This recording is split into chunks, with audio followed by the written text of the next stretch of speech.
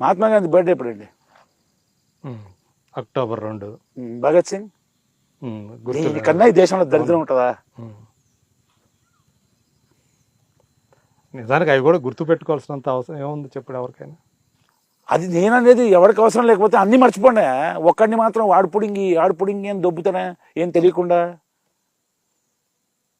మన దేశం విభజించారా పాకిస్తాన్ ఇండియా కింద? ఎంతమంది చచ్చిపోయారు? ఎవరి కారణం దానికి? నేను ఇవాళ మిమ్మల్ని పొడిచి చంపేస్తే ఐఎమ్ రెస్పాన్సిబుల్ ఫర్ ఇట్ కదా. Who is responsible for that crime?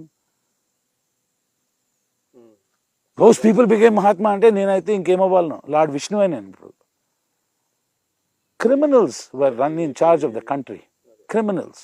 ఇది చదువుతున్నారు ఇప్పుడు ఇదంతా కూడా. చదువుతాం కదా, తెలుసు. ఇప్పుడు ఏంటంటే యాంగర్, కోపం ఉంది. అది చదివిన తర్వాత నుంచి ఇదంతా ఉంది. కామన్ సెన్స్ గా ఇదని మంచి విషయం మాట్లాడండి అబ్బా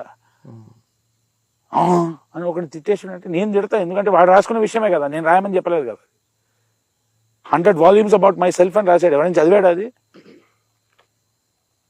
చెప్పండి సార్, ఎవడైనా చదివాడా అంటున్నా. చదవలే వాడు. ఏ చదివి దొబ్బించుకున్నాం కాబట్టి వాడి దరిద్రపు అభిప్రాయం వాడే చెప్పుకున్నప్పుడు అది దరిద్రుడు అంటామండి. ప్రతి ఒక్కడు ఆడు మహాత్మా అంటే దరిద్రం. ఇప్పుడు చెప్పినందుకు ఎంత సంచలనం అవుతుంది తెలియదా అండి? ఆర్ఎస్ఎస్ అంటే ఏం తెలుసా? Strong nation and service. ఒకప్పుడైతే ఏమైనా అయ్యేదేమని ఇప్పుడు అంత అవ్వకపోవచ్చేమో. అంటే మిగతా వాళ్ళతో కంపేర్ చేస్తే ఫార్ బెటర్ అన్నాను. మీకు తెలియదు, యువర్ బయస్డ్ అంట.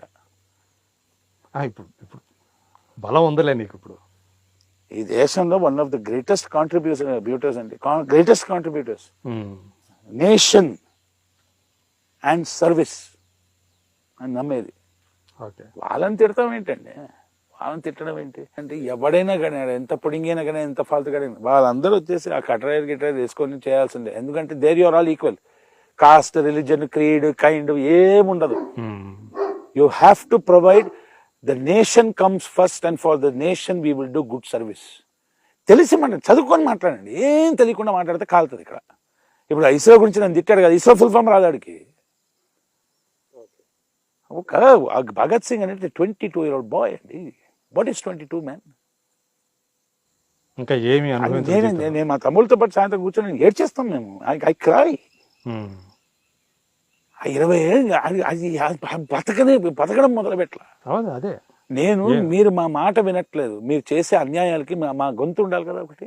మాకు మా వాయిస్ వినపడాలని చెప్పి బాంబు వేసాను. I did not do that. అంటే this Gandhi he did not bother to do anything about it. These are facts. ఓ 2 letters పంపించాడు. What kind of nonsense ఉండదు. ఏదైనా తట్టుకుంటామండి ఇప్పుడు, ఏదైనా.